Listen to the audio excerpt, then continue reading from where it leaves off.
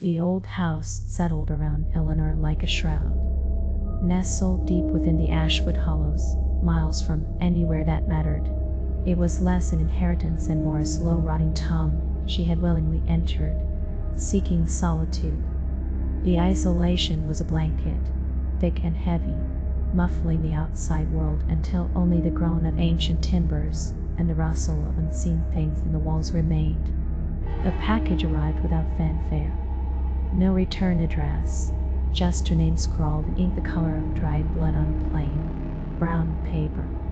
It felt unnervingly heavy, dense with unspoken purpose. Curious, or perhaps simply desperate for distraction in the suffocating quiet, she carried it to the worn table in the study, the smoke swirling in the one weak beam of sunlight that pierced the gloom. Inside, nestled in coarse straw, were not books or trinkets, but objects that felt warm in the hand, chillingly arching. A small, heavy wooden box, dark and unvarnished, vibrating faintly beneath her fingertips. A bundle of fabric, thick and rough, the color of storm clouds. Rusty needles, some curved like claws. A spool of thick, dark thread that looked like signing. A thimble crudely carved from bone. Tarnished shears, cold and heavy, and a needle threader, shaped like a bird's skeletal leg. Beneath it all lay a note. The paper was brittle, the handwriting spidery and precise. It held instructions, simple and terrifyingly clear. Find the gift. Prepare its garment. Stitch it tight and warm. These all provided. Ready the gift for its purpose. Eleanor laughed, a brittle, nervous sound swallowed by the silence. A prank, surely. Some local eccentrics, or perhaps a twisted message from a forgotten acquaintance. She pushed the unsettling contents aside, resolving to discard them later. But the small wooden box seemed to pulse on the table, a silent accusation. Sleep offered no escape. Streams of rust-colored thread and bone splinters pricking her skin filled the night. When she woke, the objects were still there, immutable. A strange heaviness settled upon her, a compulsion that felt less like a thought and more like an instinct deeply buried. The house felt colder, the silence thicker, pressing down until the only clear thought was the command from the note. Reluctantly, hesitantly, she began. The fabric was strangely resistant to the shears, then yielded with a soft, almost sighing sound. The needles were sharp, too sharp, drawing beads of crimson that stained the storm cloud fabric. The thread was unnervingly warm between her fingers, tough and fibrous. The bone thimble fit her thumb perfectly, chillingly smooth.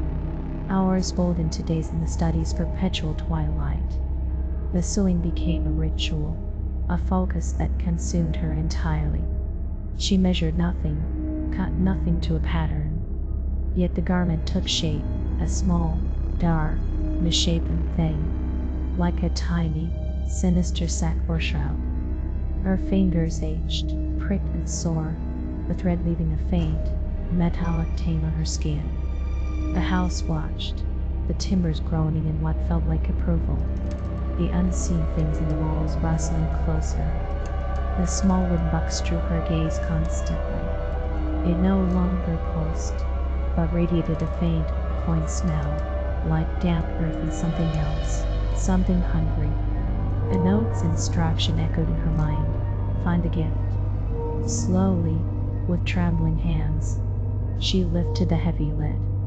Inside, nestled on a bed of fine gray dust, was a small thing. It was pale, almost translucent, with a faint network of blue veins visible beneath the thin skin. It twitched, a slow, involuntary movement, as if disturbed by the sudden light. It had no discernible limbs or features, just a soft, pulsating form that felt unnaturally cold to look at, yet somehow radiated a need for warmth, for darkness, for containment. The garment was almost finished. The final stitches pulled tight, binding the strange fabric into a dense, lightless cocoon. The note seemed to glow faintly in her memory. Stitch it tight and warm. Ready the gift for its purpose. With a sense of dread that settled deep in her bones, Eleanor carefully lifted the pale, pulsing thing from the box. It felt strangely fragile, yet dense with an unseen weight. Its movements were weak, pathetic, but filled with a disturbing vitality. She opened the tiny shroud, the dark fabric seeming to gulp at the air, and gently, inevitably, placed the gift inside. She stitched the final seam, closing the garment around the gift. The thread went through the fabric with a soft, wet sound. When she was done, the bundle lay silent in her hands, a small, dark secret. The house fell silent too, its breathing hushed. The task was complete. The gift was prepared, ready now for whatever dark purpose awaited it and her.